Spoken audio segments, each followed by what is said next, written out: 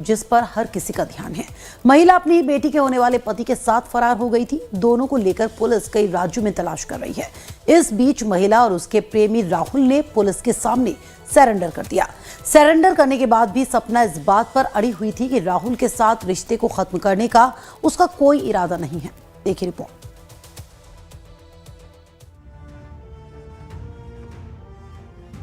Social media पर सनसनी फैलाने और पूरे गांव को सकते में डालने वाले 10 दिन के किस्से का बुधवार को नाटकीय अंत हो गया।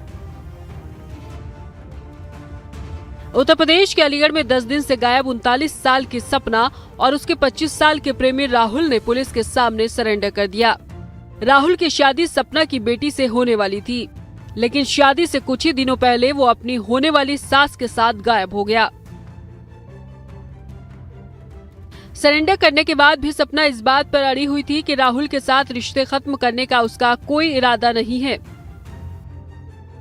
जैसा कि कहना है कि आपके पति जो है शराब पी करके मारते पीटते थे, तो इससे परेशान होकर के आप गई। यही कारण है। हाँ, यही कारण है। तो पति के साथ रहेंगी या इनके साथ रहेंगी? इनके साथ रहूंगी, जिनके साथ रहेंगी, जिनके साथ। राहुल ने कहा कि वो अपनी होने वाली सास की इस बात से पिघल गया था कि उसका पति उसे प्रताड़ित करता है।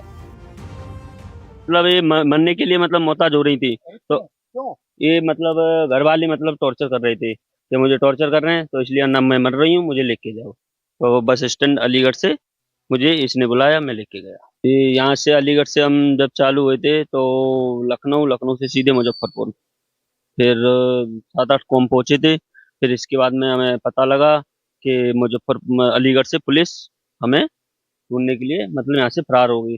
तो फिर मैं ला इससे अच्छा पहले हम सर के सामने उपस्थित हो जाएं।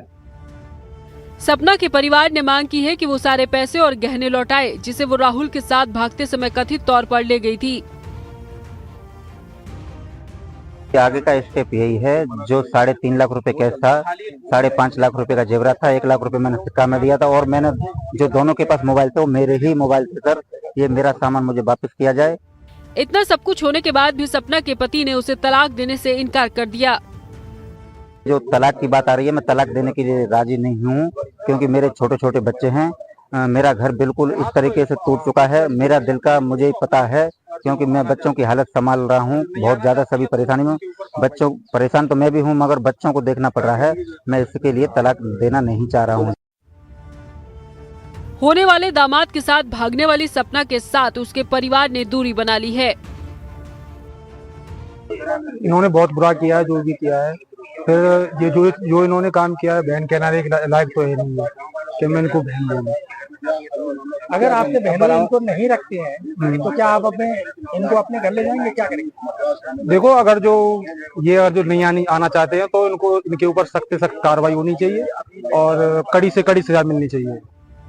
दोनों 6 अप्रैल को भाग गए थे। इससे काफी सनसनी फैली थी और तरह तरह के कयास लगाए जा रहे थे, खासकर जब बामुश्किल 10 दिन बाद पड़ोसी गांव के राहुल से सपना की बेटी की शादी होने वाली थी। सपना के गायब होने के बाद उसके घर वालों ने पुलिस में शिकायत दर्ज कराई। वहां पता चला कि होने वाला दामाद भी गायब है। थाना मडरा क्षेत्र से एक सूचना हमें कुछ दिनों पूर्व मिली थी, जिसमें कि शादी से कुछ ही समय पहले एक सास अपने दामाद के साथ स्वेच्छा से दोनों वहां से फरार हो गए थे। तो इस सूचना के आधार पर स्थानीय पुलिस ने तुरंत ही संज्ञान लेते हुए गुमशुदगी दर्ज की थी, और गुमशुदगी दर्ज करने के बाद, जैसा कि मैंने पहले भी बताया था, कि 3 टीमों का हमने गठन कर दिया था। पुलिस ने बताया कि दोनों नेपाल भागने की योजना बना रहे थे, लेकिन मुखबिरों और तकनीकी निगरानी से जानकारी मिलने के बाद उन्होंने वापस लौटने और आत्मसमर्पण करने का फैसला किया।